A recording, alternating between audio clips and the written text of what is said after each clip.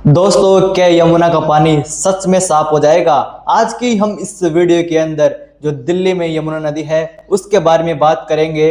उसको लेकर सरकार का क्या मास्टर प्लान है उसके बारे में डिटेल से बात करेंगे। तो चलिए आज की इस वीडियो को शुरू करते हैं।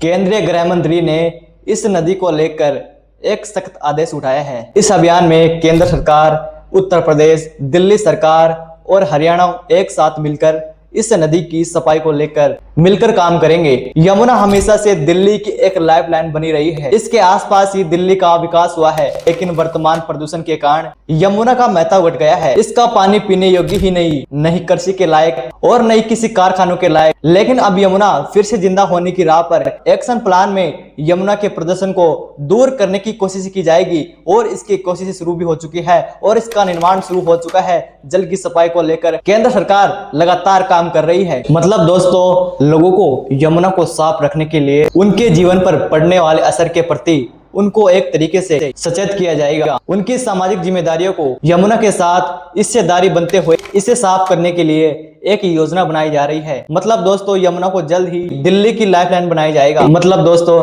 अब सभी एजेंसियां अब वन टीम वन मिशन के तहत एक साथ यमुना को साफ करने में जुट गई है। माना जा रहा है कि आने वाले कुछ दिनों के अंदर सभी एजेंसियों के सहयोग से जल्द ही यमुना की सफाई की गुणात्मक कार्य दिखेगा। मतलब दोस्तों, दिल्ली की यमुना को साफ करने का कार्य दिल्ली की जनता की भागीदारी के बिना नहीं हो सकती है। दोस्तों, लोगों को यमुना को साफ रखने के लिए उनके जीवन पर पड़ने वाले असर के प्रति सचेत होना पड़ेगा। दोस्तों, आपने संगम के बारे में जरूर सुना होगा। जी हाँ दोस्तों, वही संगम जहां पिछले दिनों में महाकुंभ लगा था। मतलब दोस्तों, जहां गंगा और यमुना का जल एक दूसरे में समा जाता है। मतलब दोस्तों, सरकार अब यमुना की गंदगी को साफ करने के लिए गंगा का पानी इस्तेमाल करने की योजना बना रही है। दोस्तों, क्या गंगा का पानी सच में साफ हो जाएगा? दोस्तों, गंगा का पानी यमुना में डालने से असल में पूरी तरह से खत्म नहीं हो जाएगी। दोस्तों, गंदगी बस डाइल्यूट यानी कम हो जाएगी। जिस तरह हम गंदे पानी में साफ पानी मिलाकर उसकी बदबू और गंदगी थोड़ी कम कर देते हैं, वैसा ही होगा। लेकिन ये इलाज स्थायी रूप से नहीं होगा, बल्कि ये दिल्ली के सभी सीवरों का गंदा पानी को ट्रीटमेंट प्लांट से होकर नहीं जाता, तब तक यमुना का पानी साफ नहीं हो जाएगा। हल तब निकलेगा जब नाले बंद होंगे या उनका पानी ट्रीट किया जाएगा। दोस्तों, उत्तर प्रदेश में यमुना के किनारे कई शहर बसे हैं, जैसे आगरा, यमुना, मथुरा, वृंदावन जैसे आदि कई शहर बसे हुए हैं। मतलब दोस्तों, जो इन शहरों में नाले हैं उन नालों को भी बंद किया जाएगा ताकि गंदा पानी यमुना में न जाए। उत्तर प्रदेश सरकार एसटीपी के जरिए सीवेज को साफ करेगी।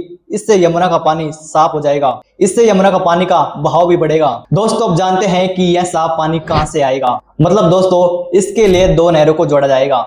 अपर गंगा उत्तराखंड के रुड़की से निकलती है और वेस्ट यूपी और हरियाणा को पानी देती है। इससे ईस्टर्न यमुना केनाल या डाक पत्थर बैराज शुरू होती है और उत्तर प्रदेश में बहती है। इन दोनों नहरों को देवबंद वेस्ट यूपी के पास जोड़ा जाएगा। दोस्तों, बात करते हैं जो हरियाणा की तरफ से गंदे नाले आते हैं। दोस्तों, हरियाणा में निकलने वाले कारखानों से गंदे पानी को इस पानी को रोका जाएगा। मतलब दोस्तों, 2026 तक अपने कारखानों में पानी को साफ करने वाले प्लांट लगाने होंगे। साथ ही 17 पुराने एसटीपी सीवेज ट्रीटमेंट प्लांट को भी सुधारा जाएगा। दोस्तों, हरियाणा सरकार फरीदाबाद और गुरुग्राम में नए एसटीपी बनाएगी, जिससे जो हरियाणा में गंदे नाले आते हैं उनको रोका जाएगा। मतलब दोस्तों, यमुना के पानी की मात्रा को बढ़ाने के लिए गंगा नदी से पानी लाया जाएगा। गंगा और यमुना के पानी को दो नहरों के जरिए यमुना में डाला जाएगा। दोस्तों, दिल्ली में यमुना को साफ करना सिर्फ दिल्ली का काम नहीं, बल्कि यह तीनों राज्यों की जिम्मेदारी है। जब ये तीनों राज्य मिलकर काम करेंगे तभी यमुना की सच में सफाई हो जाएगी। दिल्ली सरकार को कारखानों से होने वाले प्रदूषण को रोकने के लिए कई कदम उठाने चाहिए। गृह मंत्री ने यह भी कहा है कि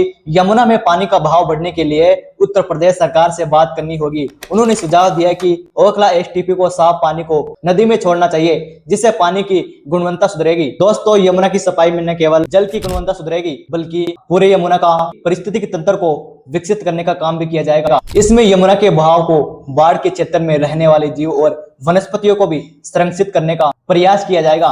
मतलब इसके आसपास के क्षेत्रों में ऐसे वृक्षों से हरियाली पैदा करने की कोशिश की जाएगी। यहाँ की मिट्टी के अनुसार सर्वाधिक उपयुक्त होंगे, यानी वृक्षारोपण में स्थानीय पौधों को वरीयता दी जाएगी। दोस्तों, यमुना को साफ रखना हमारा कर्तव्य बनता है कि उसमें कुछ भी इंडस्ट्रियल या कुछ भी कचरा पात्र उसमें न डाले। क्योंकि यमुना हमारे लिए बहुत ही उपयोगी है कि आने वाले सालों के अंदर इससे दिल्ली में पानी की समस्या नहीं होगी और पुरानी पाइपलाइनों को मरम्मत किया जाना चाहिए। जो यमुना नदी में जो कचरा फैलाते हैं उन पर सख्त नियम लागू करना चाहिए। जनता को जागरूक होना चाहिए। नदी में गिराए जाने वाले केमिकल्स और जो कचरा होता है उस पर सरकार को नियंत्रण करने की आवश्यकता है। तो दोस्तों, आज की आपने इस वीडियो के अंदर यमुना नदी के मास्टर प्लान के बारे में जाना और उसको सफाई रखने की आवश्यकता है। हमारा कर्तव्य है कि उसमें किसी भी प्रकार का कचरा पट्टी नहीं डाले। तो दोस्तों, आपकी क्या राय है हमें कमेंट बॉक्स में जरूर बताइए। मिलते अगली वीडियो के अंदर, तब तक के लिए जय हिंद, वंदे मातरम।